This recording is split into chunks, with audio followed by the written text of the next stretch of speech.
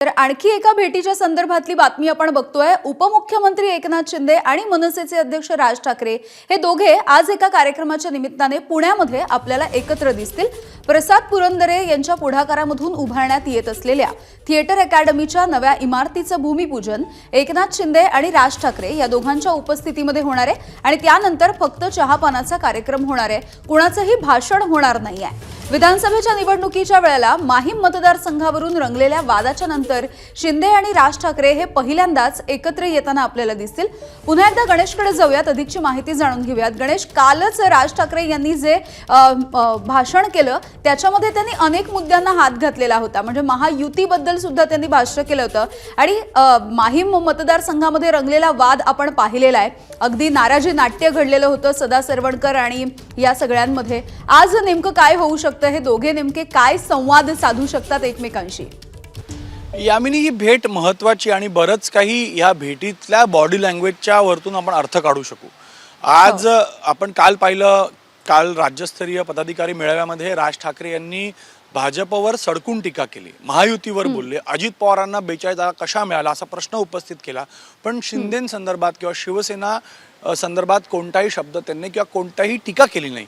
तर हे बरंच बोलतंय, कारण मुख्यत्व जे मतभेद होते सीट शेअरिंग संदर्भातले विधानसभेत ते शिंदेंसोबत झाले। शिंदेंनी जी भूमिका घेतली किंवा सदा सरवणकर यांना तिकीट दिलं, त्यामुळे चर्चा अशी की अमित ठाकरे यांचा पराभव झाला। समजा शिंदेंनी उमेदवार दिला नसता आणि एकत्रित लढले असते तर अमित ठाकरे निवडूनही आले असते, म्हणून अमित ठाकरे यांच्या पराभवासाठी शिंदे कारणीभूत होते। पण कालच्या सभेमध्ये, कालच्या आपल्या भाषणामध्ये राज ठाकरे यांनी एकनाथ शिंदेंसोबत बद्दल कोणताही शब्द वापरला नाही किंवा त्यांच्या पक्षाबद्दल, त्यांच्या परफॉर्मन्सबद्दल विधानसभेमध्ये काही ते बोलले नाही। म्हणून बरेच प्रश्न इथे उपस्थित होते की एकनाथ शिंदेंबद्दल ते का बोलले नाहीत। दुसऱ्या बाजूला भाजपबद्दल ते सडकून बोलले, त्याच्यावर टीका केली, अजित पवारांबद्दल ते बोलले आणि आजच्या भेटीमध्ये बरंच काही बॉडी लँग्वेजवर अवलंबून आहे। कारण दुसऱ्या बाजूला भाजप उद्धव ठाकरेंच्या सोबत पॅचअप करण्याच्या दृष्टिकोनातून किंवा ज्या चर्चा आहेत, ज्या आपण परवाच पाहिलं की चंद्रकांत पाटील आणि उद्धव ठाकरेंच्या भेटीतलं संभाषण समोर आलं, फोटोग्राफ समोर आले, म्हणून भाजप आणि उद्धव ठाकरे हे समीकरण जुळतंय का असा एक प्रश्न आहे। अशा हे होत असताना किंवा अशा चर्चा होत असताना शिंदे आणि राज ठाकरे हे समीकरण जुळू शकतं का आगामी निवडणुकींसाठी? कारण याआधी आपण पाहिलं की दोघांमध्ये चांगली मैत्री होती। एकनाथ शिंदे वारंवार म्हणत होते की राज ठाकरेंना सोबत घ्यायचं आहे, पण लोकसभेमध्ये होऊ शकले नाही।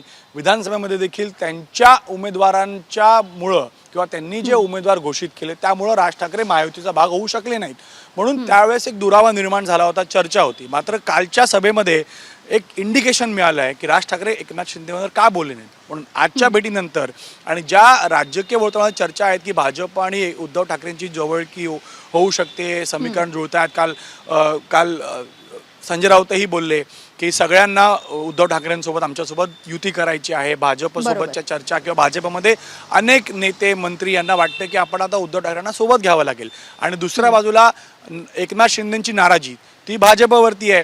एकनाथ शिंदेंच्या ठाण्यामध्ये गणेश नाईक हे दरबार लावतायत, हे अशा प्रकारच्या चर्चा सुरू आहेत की डावोसमध्ये जाऊन, म्हणजे बऱ्याच गोष्टी घडतायत त्या एकनाथ शिंदेंच्या नाराजी संबंधित आहेत। पालकमंत्रीपद, मुख्यमंत्रीपद, मग मंत्रिपदावरतून सगळ्या गोष्टी ज्या 2 महिन्यात घडल्या एकनाथ शिंदे आणि भाजपमध्ये, आणि दुसऱ्या बाजूला भाजप आणि उद्धव ठाकरे, तर हे समीकरण बनतंय का हा एक प्रश्नचिन्ह आहे। कारण राज ठाकरे काल काही बोलले नाहीत, म्हणून आजची भेट खूप महत्त्वाची असेल आणि आजच्या भेटीनंतर थोडं स्पष्ट चित्र येऊ शकतं। यामिनी, अगदी गणेश, धन्यवाद या सगळ्या सविस्तर माहितीसाठी। एबीपी माझा, उघडा डोळे बघा नीट।